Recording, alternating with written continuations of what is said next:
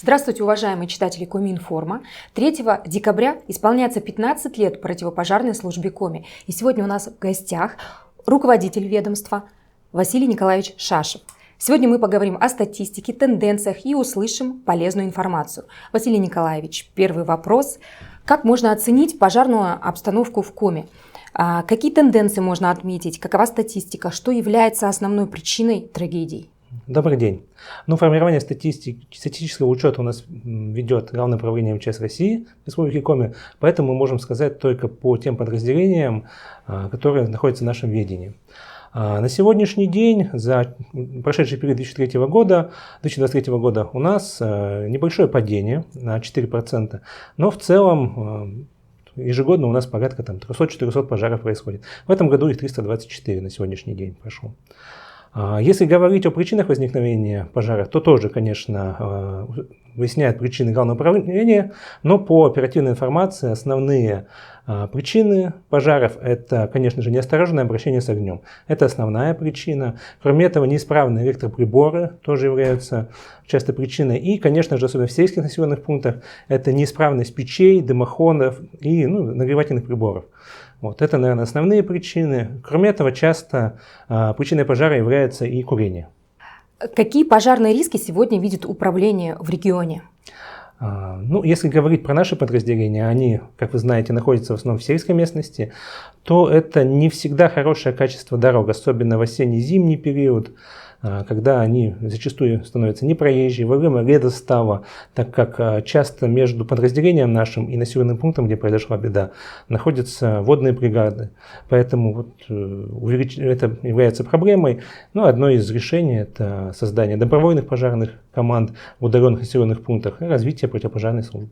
Василий Николаевич, как вы оцениваете желание людей устанавливать пожарные извещатели? У нас есть семьи, нуждающиеся в особой поддержке, они могут рассчитывать на установку извещателей с компенсацией. И вообще, на ваш взгляд, стоит ли такие приборы устанавливать во всех квартирах? Начну, наверное, с конца. Да, на мой взгляд, что такой прибор должен быть в каждой семье. Например, есть, и он уже реагировал, поэтому я считаю, что надо. Если говорить про семьи, которые нуждаются в поддержке, да, с этого года установка этих датчиков стала обязательной в многодетных семьях и в семьях, которые нуждаются в защите. Соответственно, мы эту работу проводим. Больше 20 тысяч датчиков было закуплено управлением противопожарной службы. Мы их активно начинаем устанавливать, и могу сказать, что по практике многодетные семьи с удовольствием датчики эти получают, мы их устанавливаем, и я надеюсь, что это у нас приведет к уменьшению числа гибели, соответственно, людей. Могу сказать, что по статистике в прошлом году порядка 250 детских жизней по Российской Федерации было спасено за счет того, что были установлены эти датчики. И по нашим подразделениям уже есть положительная тенденция. Мы не первый год ставим эти датчики. Например, в Ижемском районе семья спасалась, потому что ночью сработал датчик, проснулись, соответственно, успели эвакуироваться. Так что я считаю, что должно быть в каждом доме. Важным фактором для того, чтобы бороться с огнем, является и средства первичного пожаротушения. Например, тот же огнетушитель. Как дома, так и в машине. Могу рассказать случай из практики. Были на какой-то из проверок, по-моему, в Устинском районе, переезжая из одного населенного пункта в другой, увидели большой груз, который вез сено. Так вот, обгоняя машину, увидели, что сено начало гореть. Тюки были очень близко погружены к двигателю, соответственно, уже был открытый огонь. Тут же жестами показали водителю, что нужно остановиться, выбежали, я схватил огнетушитель, который был в нашей машине, он отработал. Сами понимаете, машина большая, сена много. Начал тушить, соответственно, и останавливать машины, забирать огнетушители, чтобы тушить. Так вот, могу сказать, что это из десятка остановившихся машин, только у половины огнетушителей сработали, а то и меньше. Слава богу, получилось, до подразделения было не так далеко, буквально 4-5 минут. Подразделение прибыло. За это время получилось отстоять машину. Машину в итоге спасли, в отличие от сена. Все закончилось хорошо, но этот огнетушитель, он спас машину. Причем большую машину, хорошую. Соответственно, надо понимать, что маленький недорогой огнетушитель может спасти вас и дома, и вашу машину. Поэтому следите, пожалуйста, за этим. Мы обещали нашим читателям полезную информацию, и хотелось бы в очередной раз вспомнить, как действовать при пожаре.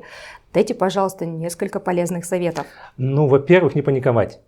Соответственно, если вы обнаружили пожар, первое, что нужно, это сообщить подразделение пожарной охраны, например, по номеру 112, сообщить, где и что произошло, а также назвать свои фамилии, имя, отчество. Соответственно, ну и ответить на вопрос оператора, если они будут дополнительные. Конечно же, после этого, если есть возможность и пожар небольшой, можно попытаться его потушить собственными силами, потому что в первые секунды чаще всего достаточно стакана воды для того, чтобы справиться с огнем. Если же пожар развивается, нужно незамедлительно покинуть это помещение. Соответственно, нужно оставить закрытыми окна, оставить закрытыми двери, потому что приток свежего воздуха способствует быстрому развитию огня. При этом двери нужно просто закрыть, не закрывая на замок, чтобы пожарным было проще зайти.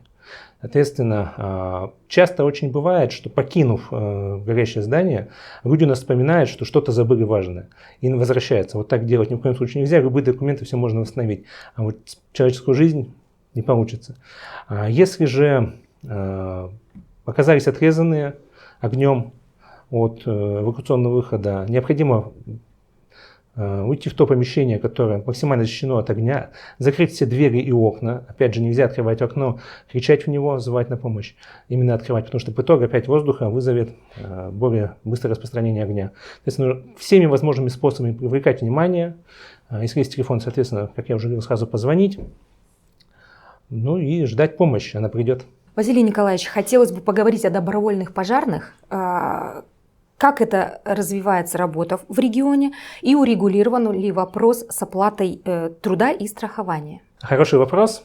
За 2021-2023 год Комитетом Республики Коми гражданской обороны и защиты населения были выделены субсидии из бюджета на общую сумму 4,5 миллиона рублей, которые пошли на закупку пожарно-технического вооружения, боевой одежды пожарного для добровольцев из различных районов. Кроме того, вы упоминали, что нам приходила новая техника. Соответственно, техника, которая списывается после проведения ремонта, также передается в добровольно-пожарные дружины. Например, в этом году мы передаем малый пожарный автомобиль в Прирусский район. Кроме этого, планируется передача автомобиля, высвободившегося в Нижний Водж, и в Медвежку из Цилимского района. Соответственно, эти машины сняты с боевого дежурства, они полностью исправны и будут хорошей подмогой на местах. Если говорить по страхованию, то да, наши добровольцы страхуются. Соответственно, в случае получения травм либо гибели, они застрахованы. А давайте поговорим о личном составе противопожарной службы. Расскажите, где находите кадры, как готовите, есть ли нехватка квалифицированного персонала и работников управленческого аппарата? Ну, кадры ищем везде, где можно. Это очень большая наша работа. Начнем с того, что учим мы самостоятельно. В составе нашего управления есть учебный центр. Он реализует больше 28 программ. Соответственно, пожарных, водителей пожарных мы полностью получаем сами. Часто бывает, что вот мы работаем с вернувшимися с армии, со срочной службы молодыми людьми, агитируем их, учим, получаем полностью готовые кадры, которые постепенно развиваются и становятся в том числе и командирами, и начальниками пожарных частей.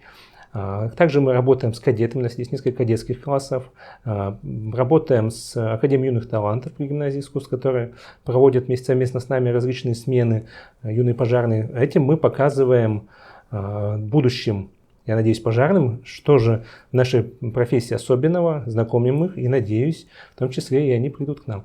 К сожалению, да, нехватка есть, особенно это в сельских населенных пунктах. Мы с вами видим, что население стремится, особенно молодежь, стремится больше в городах, а в деревнях остаются часто пенсионеры, которые, к сожалению, не могут пройти по здоровью к нам.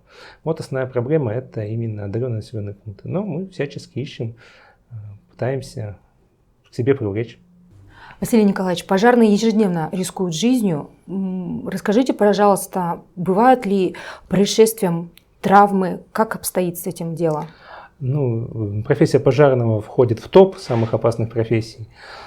Ну, начнем с того, что в 2023 году у нас, слава богу, травм не было. Надеюсь, эта тенденция сохранится. Но в целом, конечно, да, травмы бывают. Но надо сказать, что наши пожарные оснащены комплексом боевой одежды пожарного, средств индивидуальной защиты, как КНОК, соответственно, так и дыхание. У нас есть газодымозащитники, которые заходят в непригодную для дыхания среду в аппаратах на сжиженном воздухе. Поэтому мы всячески защищаем пожарного. Понятно, что какие-то травмы бывают, не часто. А как обстоят дела со спецтехникой и пожарными автомобилями? За последние 2 года мы уже получили 9 автомобилей, из них 6 по программе развития Арктики, они ушли все в арктическую зону у нас. 3 автомобиля в прошлом году выделили, это за федеральные средства, 3 автомобиля в прошлом году, деньги на 3 автомобиля выделила Республика Коми, большое спасибо за это. В этом году мы будем вводить Каджаром, новую пожарную часть. Там тоже предусмотрено 2 новых автомобиля. Они уже на территории Республики Коми в ближайшее время заступят на боевое дежурство. Понятно, что техника у нас стареет, и для того, чтобы поддерживать в боевом состоянии автомобили, мы создали центр свой для ремонта пожарных автомобилей. Много очень автомобилей у нас, которые служат 10, 20, 30 лет, при этом сами шасси, то есть рама, двигатель, пожарный насос еще в очень хорошем состоянии и могут работать и дальше. А вот пожарная надстройка уже приходит в негодность, ржавеет, особенно с учетом того, какую воду приходится использовать в этих населенных пунктах. Соответственно, мы закупили полный необходимый набор станков и оборудования, провели ремонт, центр находится в Максаковке. Мы новые машины покупаем, да, соответственно, снятые, которые еще более-менее нормальные, да, мы их восстанавливаем на своем центре. Уже первые автомобили отремонтированные, находятся уже на боевом дежурстве и очень отличные отзывы о проделанном ремонте. На федеральном уровне эту инициативу как-то оценивали? И вообще в других регионах что-то похожее есть? Да, такие центры есть в других регионах. Перед тем, как его создать, мы ездили, смотрели такой же центр в Архангельске. У нас немножко разные направления, но в целом, да, я считаю, что это необходимо. И поддерживать, потому что очень специфическая техника, и ремонтировать ее на предприятиях, которые находятся на территории республики, тяжело, потому что очень специфичное оборудование. А вывозить эту технику на заводы, это проблематично, это огромное расстояние, которое нужно вести. В одном из своих ответов вы упомянули новое пожарное депо. Когда ожидается открытие? И по нашим данным, в Каджароме образцово-показательное депо у нас имеется. Да, все верно, в Каджароме. Строительство в целом завершено.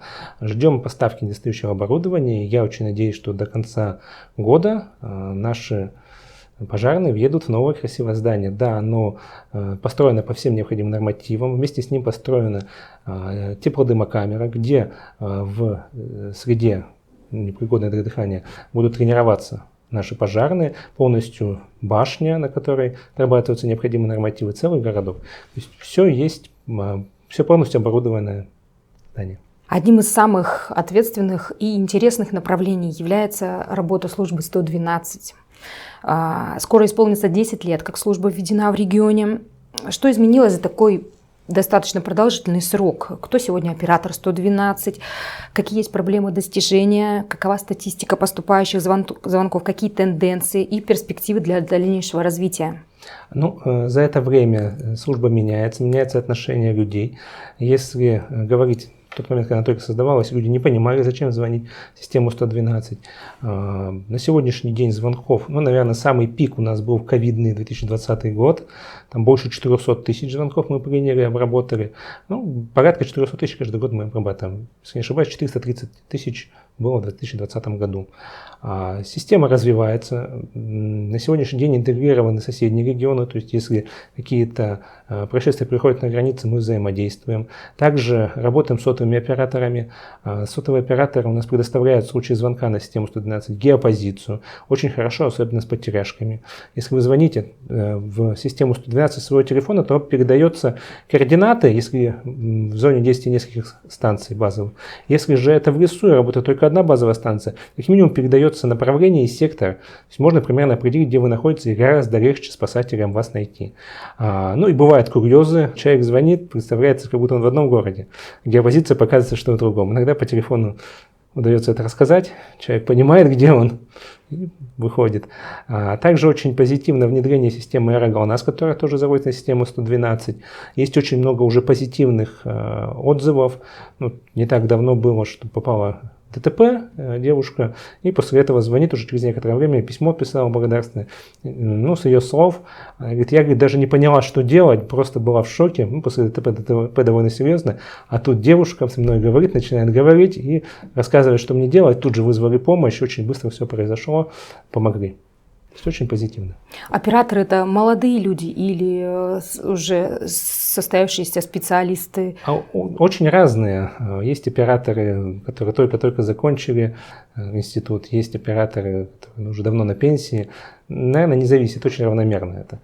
Ну, могу сказать, что тут скорее должен быть определенный психотип, потому что только поработав несколько месяцев, человек начинает понимать, его это или нет. И сразу мы понимаем, если человек через несколько месяцев хочет уйти, значит это не его. Потому что на самом деле очень тяжело, когда к тебе звонит человек, попавший в тяжелую ситуацию, правильно отреагировать. Ведь это очень важно, показать максимальную помощь, не вдаваться в какие-то эмоции, а оказать помощь профессионально.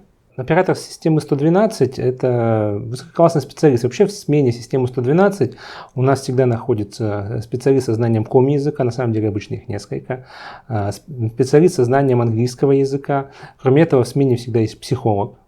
Но опять же нужно понимать, что этот психолог работает только когда человек находится уже в, скажем так, очень критической ситуации, то есть когда он стоит на краю, а не просто психологическая помощь. Если нужна просто психологическая помощь поговорить, мы переадресуем на другую службу. Кроме этого, очень важна дикция у оператора. Можно сказать, что один из операторов, который сейчас работает, бывший журналист одного из телеканалов. Василий Николаевич, давайте вернемся к теме, ради которой мы сегодня собрались. 3 декабря исполняется 15 лет противопожарной службе и гражданской защиты. Какие достижения на сегодня можно озвучить и какие планы впереди? Планов, наверное, много. Начнем не столько, наверное, с достижений, сколько с того, с чего мы начинали. На момент создания противопожарной службы вместе с управлением было порядка 600 человек. На сегодняшний день нас 1403. В это время мы создали службу газодымозащитную службу. Соответственно, у нас заступает ежедневно на дежурство больше 70 газодымозащитников. Это те люди, которые в аппаратах защиты органов дыхания могут прийти и в дыму потушить пожар, спасти людей. Мы создали систему 112, о которой уже поговорили. Соответственно, очень много работы сделано по модернизации системы оповещения населения. Большая работа проведена, охват очень сильно увеличился населения. Закуплено очень много оборудования спасательного. Это гидравлический аварийный спасательный инструмент, который постоянно по такой погоде ежедневно применяется при ликвидации последствий дорожно-транспортных происшествий. Мы начали учить полностью свои кадры. Это пожарных, это водителей. Этого тоже не было. Соответственно, и планов, конечно, много. Да. Мы будем развивать и свой центр транспортно-технического обеспечения, учебный центр. Есть планы по созданию учебной пожарной части. Есть надежда, что когда-нибудь мы будем увеличивать количество подразделений. Василий Николаевич, в завершении нашего интервью пара напутственных слов читателям и, конечно же, коллегам. Наверное, я пожелаю, чтобы никогда не попадали в тяжелую чрезвычайную ситуацию, когда вам будет нужна наша помощь. Но если это произойдет, знаете, мы всегда рядом.